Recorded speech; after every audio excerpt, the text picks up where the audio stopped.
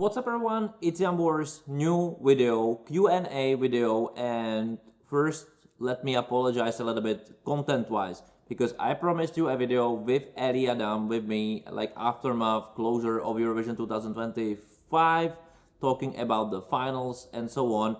We recorded it over 100 hours, like over 1 hour, and we didn't record the sound. Yeah, so we don't have this video, and probably it will never happen. Maybe later, maybe with more emotions will calm down and so on. But let me now do this Q&A video. You sent me a few questions, but very complex. I really would like to answer them, and if you're ready, let's do this. I will not show the names in here in any case. I will of course read them all. And the first one is, how come there are only two countries, Poland and Armenia, that didn't send any votes to Israel? So much talk about human rights in the West, and then these two are the last two countries with any kind of a moral backbone. And first of all, let me tell, I don't think it has anything to do with moral backbones and so on. First of all, if we talk about Armenia, come on, Israel commentators in the first semifinal or second semifinal, they were talking absolutely disgraceful about Armenian act. What do you then expect in Armenia? Like, if you play this card, your commentators, Israeli commentators play this card, like they don't respect any respect. And then of course, like if you're Armenian, like if they even talk like this about Czechs, they will not be receiving any points. Like from what reason? That what is morality, you know? It's always a reflection. So if one side do something, even it's just a commentator, it reflects in public sentiment. So yeah, this is it. And about Poland, in Poland now, it's very kind of anti-Israeli, I would say at some point also anti-Semitic sentiment. Not in general of the public, but for example, there was this president candidate, all around 20%, who is openly anti-Semitic. Absolutely. Even in Poland, it has a little bit different connotation. It's not all the time like the same thing. And I think in general, this sentiment there, like how they didn't allow Netanyahu basically to go to visit the extermination camps and so on, I think there is an anti-Israeli sentiment at some point, the real one, but I think it has a little bit different connotation, for example, than in Western Europe. So I would say this is the reason. And again, I wouldn't say it has anything to do with any backbone, like that you don't send votes to Israel doesn't mean that you don't have morals. No, I don't think so. I wouldn't connect it with this at all. They decided not to. There were also many other acts to vote to. Anyway, almost every single act was average. Even Israeli one wasn't, like in the context of this Eurovision, in my opinion, was on this better side, but that it would that extraordinary, I don't think so after all. So it was really good. I liked it, but let's be also honest, like doesn't need to reflect anything. Don't put those sentiments in. Anyway, I would have to know, what did you see after many Eurovision's fans believed that JJ had saved the content from Israel? Well, who won televote led by conservatives like me? Since I'm sure those people have never learned what happened last year.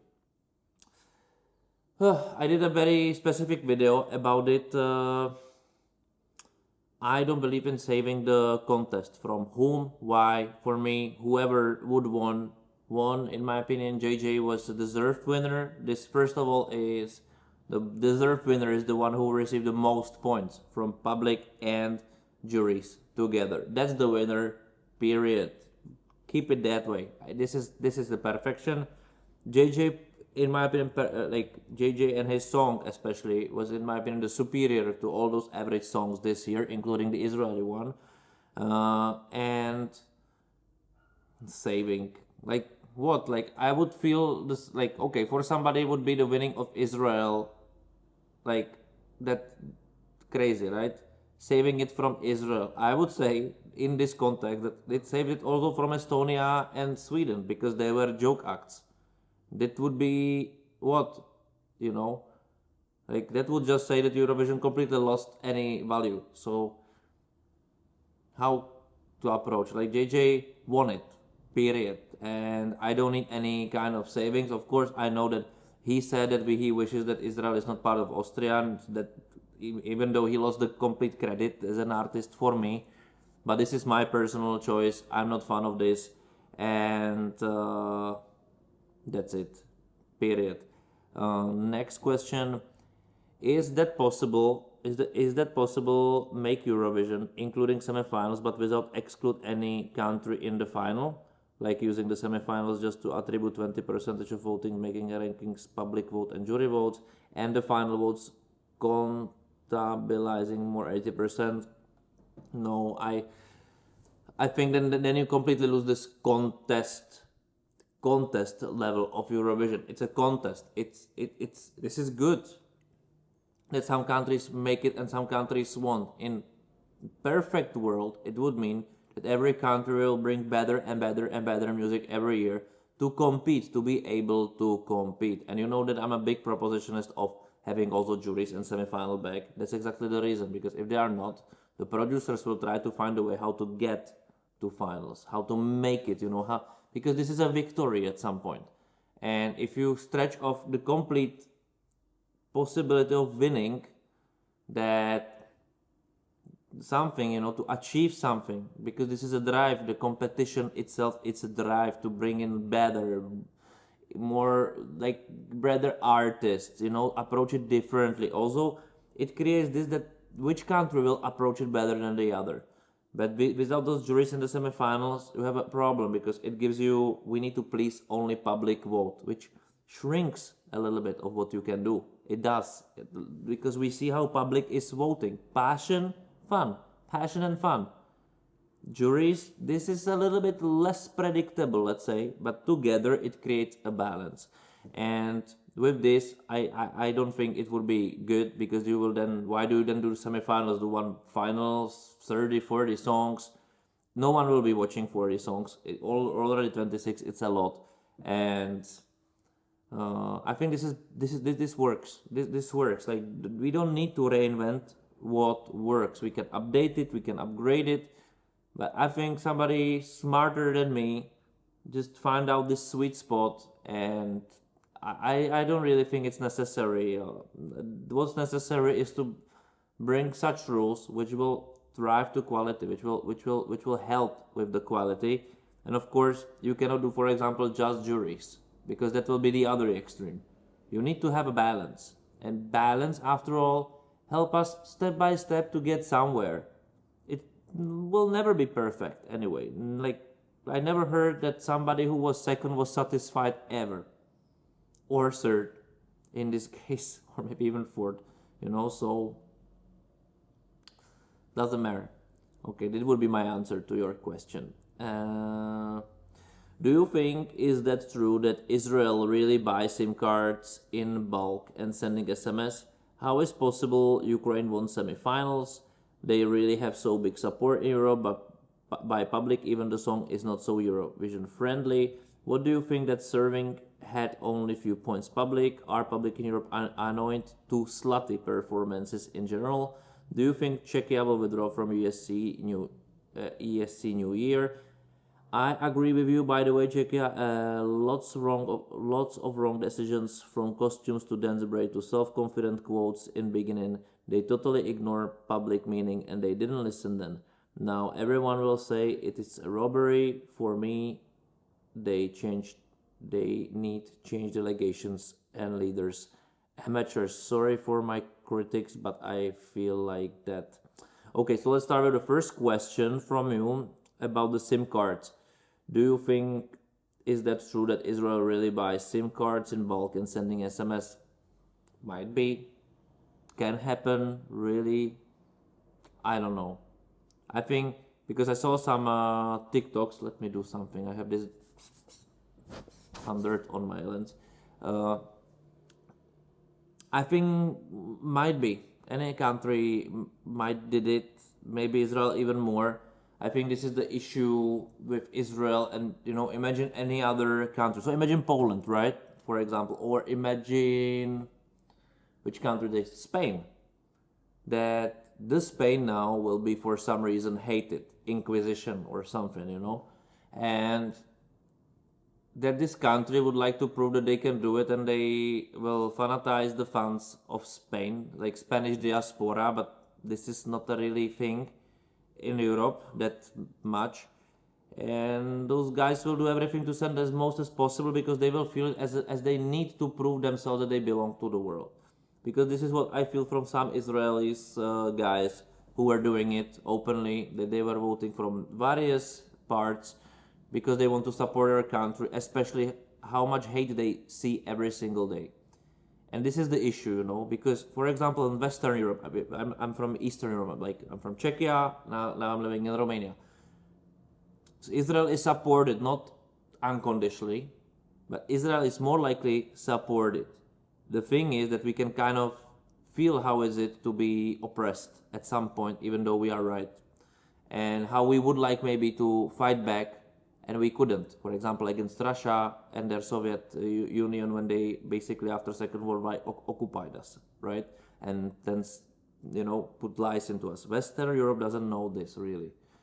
And then the hate is kind of open anti-Semitic, which, for example, in Czechia, if somebody is like what people are doing sometimes in the Western countries, and they say out loud, for me this is unbelievable that their council culture works only, it doesn't belong on the serious topics, but those things, like, crazy.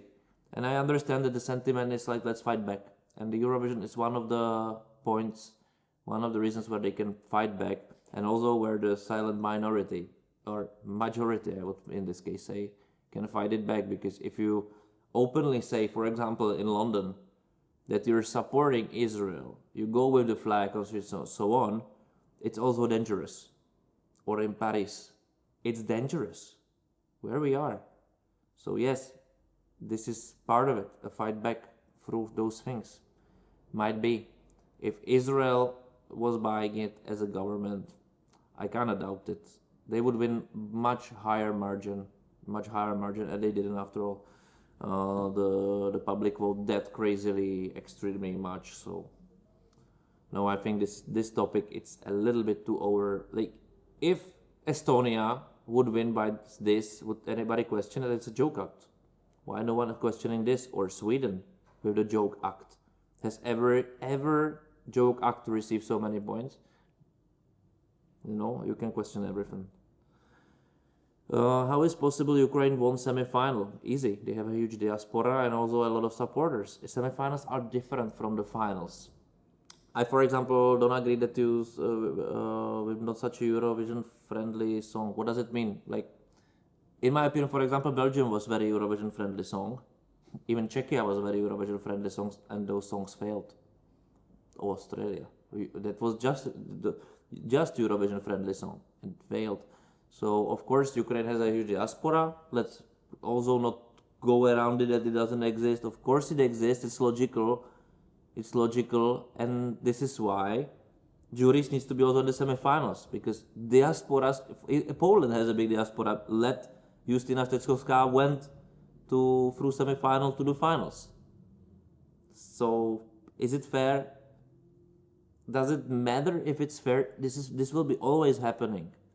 The important is to have juries, and now this is the reason. This is one of the reasons why they won the semifinal, because, of course, it mobilized people. In semifinals in general, very probably the less votes is needed to get there. It's not watched by those hundreds of millions. It's more like it's only 17, 16 countries in this case, 16, 15.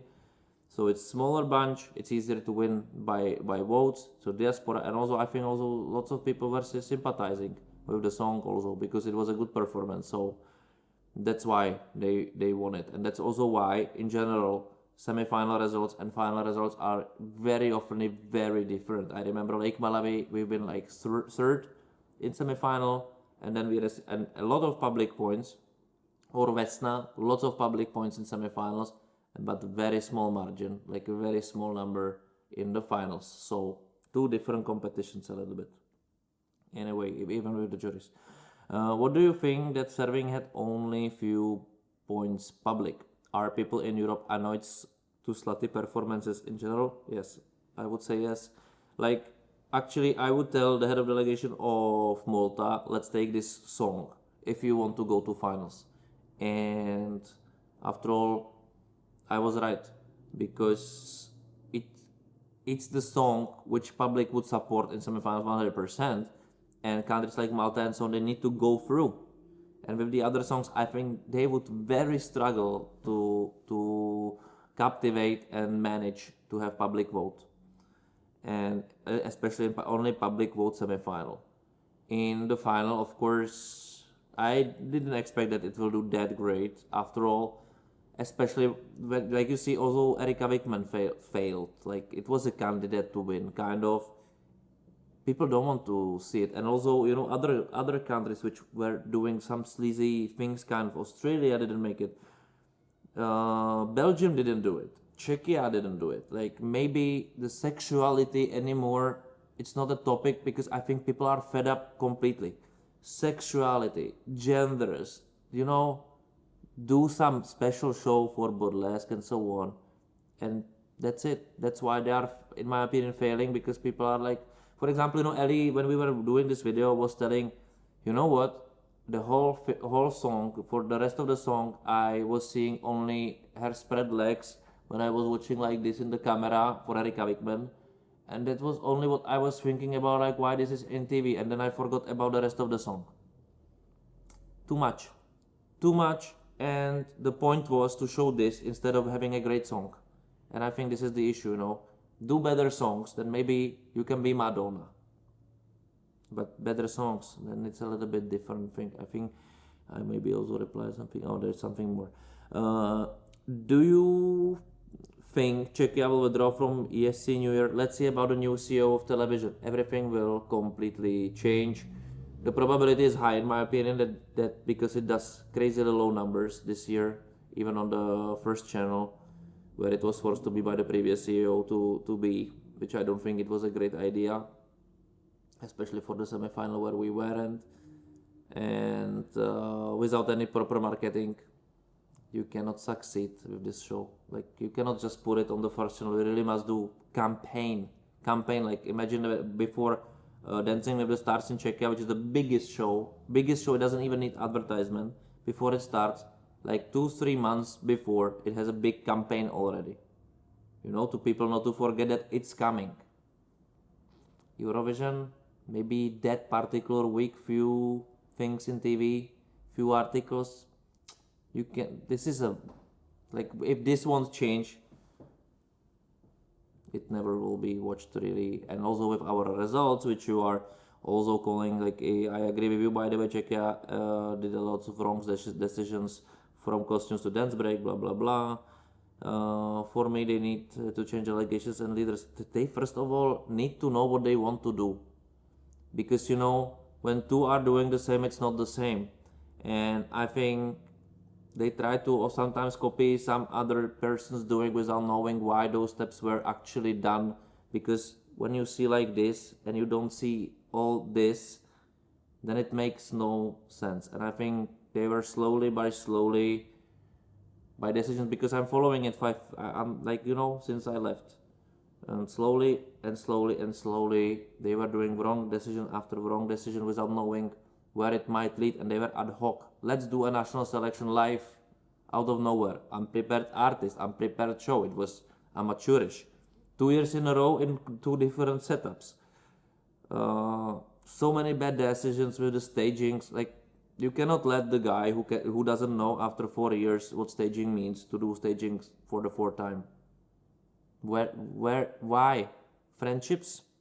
Might be. So I would say but it doesn't matter. Like, first of all, they need to know what they want to achieve with Eurovision, why they want to do it, where it leads. Is there in a bigger picture, do we want to support Czech artists, Czech music industry, or Slovakian in this case? You know, so many questions, random. And of course, I think even after though, it needs change because the results are not there.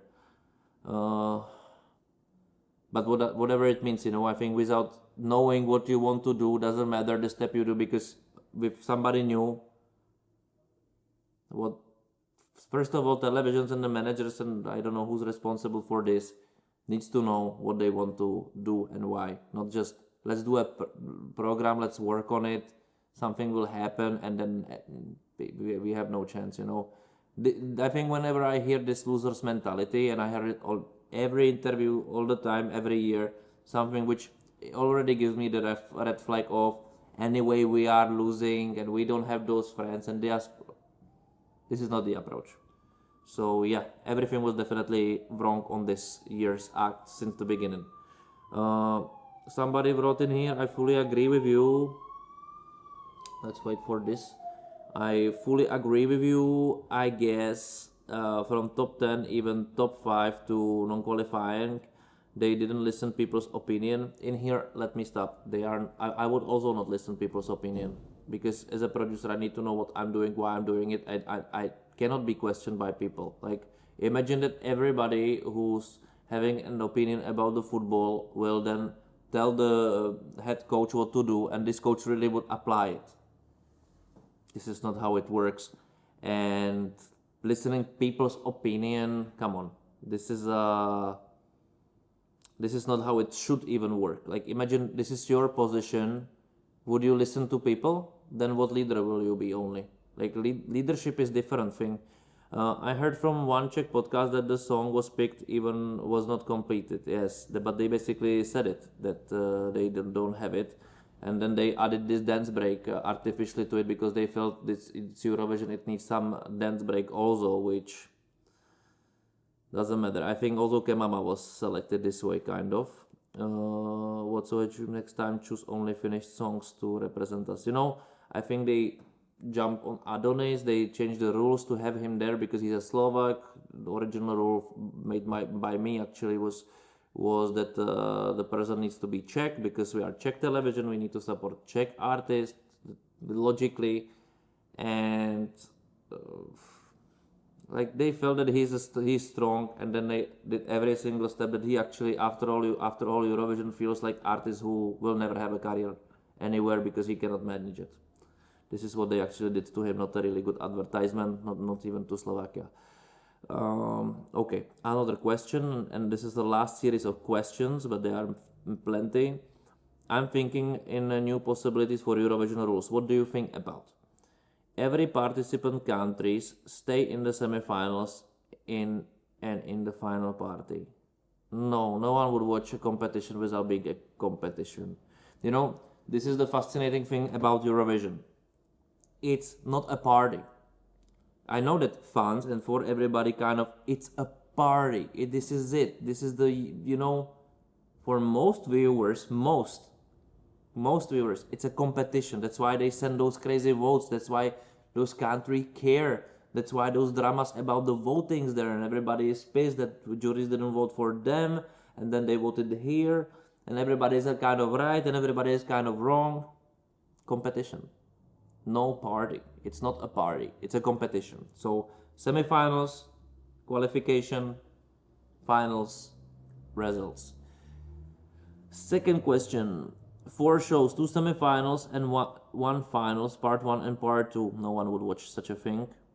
I'm sorry that I'm like kind of this straightforward, but it already makes no sense. If you have 2 semifinals, there must be only 1 finals, or there are 4 quarterfinals. People needs to understand the system cannot be like they already don't understand how voting is, and it's simple: juries and public, right? And still, so many people don't understand it. Imagine that you do a semifinals and then 2 kind of part of finals. No one would watch it. Public vote 55% and 20% in semifinals and 35% in the finals, and jury 45%. No. Already complicated. Like, you must create that there must be simplicity is not bad, and also 55% and 45% jury based on what? Already public vote has a bigger value, because in case there will be 2 songs with the completely same amount of points, the one who received more from public will win. So public in this has a higher say. It's fine. It's transparent, it's clear, 50-50. Why juries should have less power? And what if then joke acts will be only winning? You would say the same. This year was like I was laughing crazily because last year was, oh my god, we don't want juries because only jury winners will be there without questioning that they are not in the semifinals. So that's the reason, right? Because low quality songs will also make it through. Anyway, no juries. This year, thanks God to juries, they saved us. Make your mind. No, 50-50, perfect. Drama will be there every single year. That's it. 1 trophy for winner plus 2 honor medals for jury winner and public winner. Actually, I like this idea. I really like this idea that there is one winner and there is always something special for jury winner and something for public winner. I think this is cool. I would really like it. That there is one overall winner and then there are 2 special trophies or something, the memorabilia, something which really would have this value, because after all there are two separate things, and that I like this idea. I think it's better than this crazy award for who's the worst dressed person at Eurovision, right, for example. So yeah, this is a really good one. 1 trophy and 2 honor medals. That's a brilliant idea. Really like it. Its continuation, the medals can be to the same artist or not. Yes. Like imagine that you like it's like in European football, for example. Somebody is winning the Champions League and somebody is also winning the Golden Foot for the most scores, and somebody is winning the MVP of the best player of the tournament. Yes, really good. That would be nice. That would professionalize it a little bit more. There will be maybe a little bit more of those little prizes, but one winner. This is about, like, I think this is the Eurovision is only about it, but that's, for example, what would be amazing if they, for example, after the jury, to figure out how. But I like it. I really like it, and it would mean something because, now it's just about the trophy itself, which is great. But if it's also about this a little bit, that who are those like other heroes of the night, that would be brilliant. 5th, if people can vote with a ticket with a coding that we introduce online in our song choice, a ticket number will get a premium in the finals, independent of winner country. Just another game. It can be a paid travel ticket to next Eurovision or money. I think at some point, each country can create this lottery for their viewers themselves. I don't think Eurovision can do it itself, and I will tell you why. Because each country has a different rules about for example, those basically inner competitions or something like this. That you can win something if you do. It's extremely complicated by law. For example, like betting, right? In France, for example, I will now give you the football example because I know this. In football, the betting companies as sponsors of the teams cannot be shown. Simply cannot be shown because it's forbidden by law. But many teams are sponsored by betting companies, and it works in the other country, and they need to pay different taxes for it, and blah blah blah blah blah. So especially for those things like lotteries, but this is kind of a lottery. Every single country has a little bit different rules according to their history and sentiment and so on and so forth. It would be extremely complicated to even manage. So every single country can do their own thing, kind of. Anyway, not a bad idea actually if they take it also crazy. Like, let's vote through our system. Like, for example, if every television adopts some Eurovision's voting system via app, but it will be kind of theirs, they can also do this, something like that. I think maybe in the future, some connected, better voting system. Why not? Not a bad idea. Just the application extremely hard, if even possible, by law. Countries in war can't host next year, so if they win, they will be co-winners with the first country with more points out of a war situation. So let me start from the end. There will be anyway one winner, no co-winner or something like this. One winner, but if this winner is at war, cannot host. We had this situation in Ukraine 2022. They also couldn't host because it was too dangerous.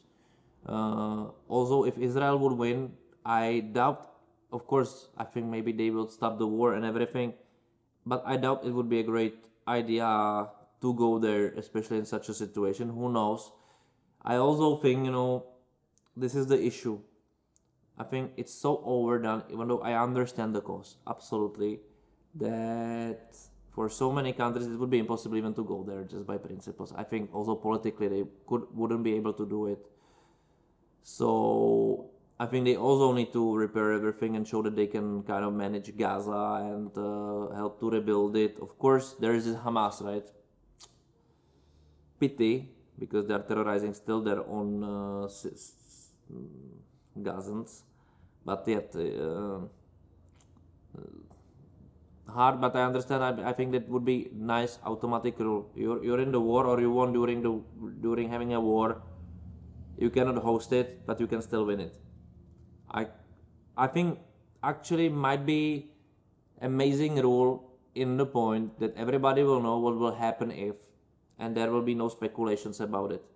And I think it will be fine. And I will go even deeper and further. I will tell that the winner is not hosting Eurovision in general. This is not a thing, because the countries who are hosting the next Eurovision are already pre-selected.